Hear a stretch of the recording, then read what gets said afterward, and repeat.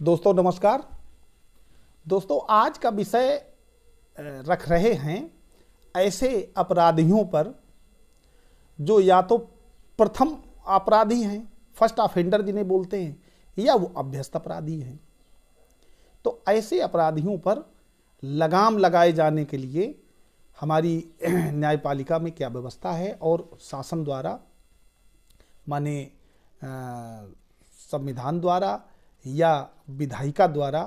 क्या ऐसे नियम बनाए गए हैं जिससे अपराधियों पर लगाम लगाई जा सके। दोस्तों आपने बहुत ज़्यादा पहले हिंदी फिल्मों में देखा होगा कि बड़े बड़े जो गुंडे होते हैं उनको थाने में हाजिरी के लिए बुलाया जाता है। अक्सर देखा होगा आपने सिंघम इंस्पेक्टर वाला सीन, उसमें ये कहा जाता है कि थाने में गुंडा आया हुआ है और सिग्नेचर करके चला जाएगा। दोस्तों जब भी किसी अभ्यस्त अपराधी की या ऐसी व्यक्ति की जिस पे ये लगता है कि इस पे निगरानी रखी जाए, किसी गिरोहबंद या संभावना है कि किसी गिरोह के या किसी और अभ्यस्त अपराधी के संपर्क में ये व्यक्ति आ जाएगा और अभी भी अपराध में संलिप्त है, तो ऐसे व्यक्ति को जब भी कभी बेल दी जाती है हॉनेबल कोर्ट से, चूँकि बेल ऐसे मामलों में ज़्यादातर हॉनेबल हाई कोर्ट या हॉनेबल सुप्रीम कोर्ट से ही दी जाती है, तो उसमें एक ही क्लास लगा दिया जाता है साथ में कि फला फला दिन या सप्ताह में एक बार, एक महीने में एक बार, 15 दिन में एक बार या रोज़ आपको अपने नियरेस्ट थाने में या पुलिस स्टेशन में जाकर के या पुलिस अधीक्षक के यहाँ, सर्किल ऑफिसर के यहाँ एक आपको रजिस्टर पर हस्ताक्षर करने हैं। माने आपको अपनी उपस्थिति सुनिश्चित करानी है कि मैं अभी यहाँ हूँ और निगरानी में हूँ, यहाँ आया था, कोई अपराध में संलिप्त नहीं हुआ हूँ, मेरी जो गतिविधियाँ हैं वो संदेहपूर्ण नहीं हैं। इसी तरीके से जो फर्स्ट ऑफेंडर होते हैं, जब कोई कोर्ट किसी मामले में अपने जजमेंट में ये लिखता है कि आपने अपराध किया है, अपराध प्रमाणित हो रहा है, और ऐसे व्यक्ति को जब कोई सज़ा सुनाई जाती है और वो सज़ा ऐसी होती है जो ये प्रतीत होता है कि इस व्यक्ति को अगर जेल में रखा जाएगा तो जेलों में वैसे भी बहुत ज़्यादा भीड़ है, तो क्यों ना इस व्यक्ति को घर पर रखा जाए, लेकिन किसी ऐसे अधिकारी की निगरानी में रखा जाए ताकि यह व्यक्ति कोई अपराध की पुनरावृत्ति ना कर सके। दोस्तों हर जिले में एक जिला प्रोबेशन अधिकारी की नियुक्ति उस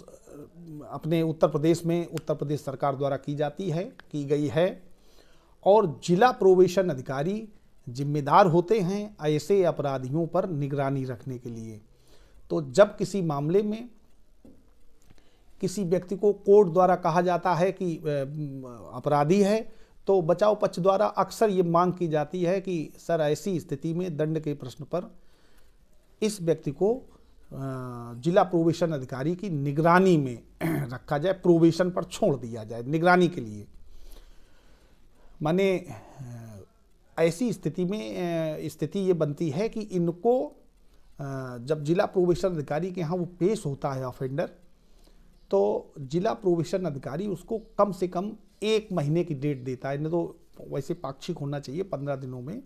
15 दिनों में अपने यहाँ बुला करके एक रजिस्टर होता है, जो फाइल होती है उसमें ऑर्डर शीट होती है, उस पर उनके सिग्नेचर होते हैं। अर्थात वह व्यक्ति जो अपराधी है, चूँकि घोषित अपराधी हो गया, वो व्यक्ति अब किसी अपराध में संलिप्त नहीं है,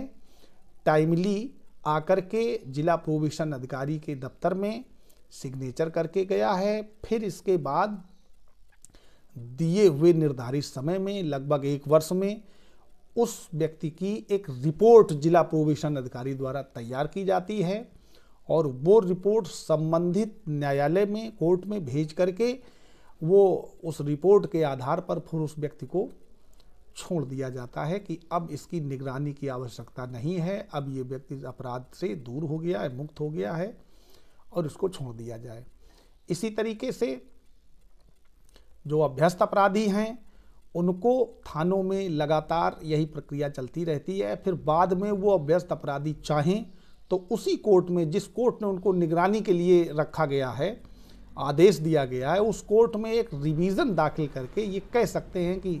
सर बहुत समय हो गया है, हम बार बार वहाँ जा रहे हैं, हमारी निगरानी हो रही थी और इतने दिन व्यतीत हो गए हैं, हमने कोई अपराध में भाग नहीं लिया है, ना ही कोई नया अपराध किया है, तो ऐसे व्यक्तियों की वो निगरानी समाप्त की जा सकती है। इसी तरीके से कुछ ऐसे अपराधी हैं जिनको पुलिस स्वयं ही निगरानी में रखती है, जो वो निगरानी रजिस्टर बनाते हैं, गिरोहबंद गिरोह की निगरानी होती है, कुछ अपराधियों की भी निगरानी होती है, तो वो खैर पुलिस का अलग मैटर है। अभी दो इन्हीं सब्जेक्ट्स पर चर्चा थी। दोस्तों आप लोग कमेंट्स बॉक्स में कोई ऐसे विषय पर जिसकी विशेष जानकारी लेना चाहें तो पूछ सकते हैं, लिख सकते हैं। नमस्कार।